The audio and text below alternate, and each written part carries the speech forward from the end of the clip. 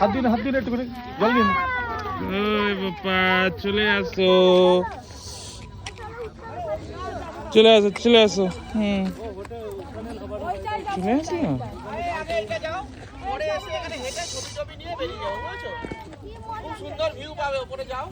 ঠিক আছে আগেই পূজা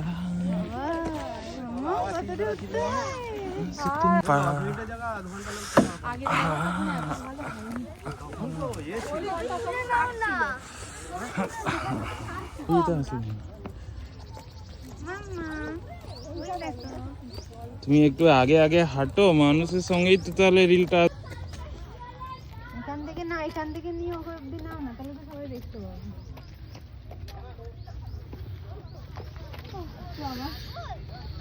দম আটকে যায় দেখি।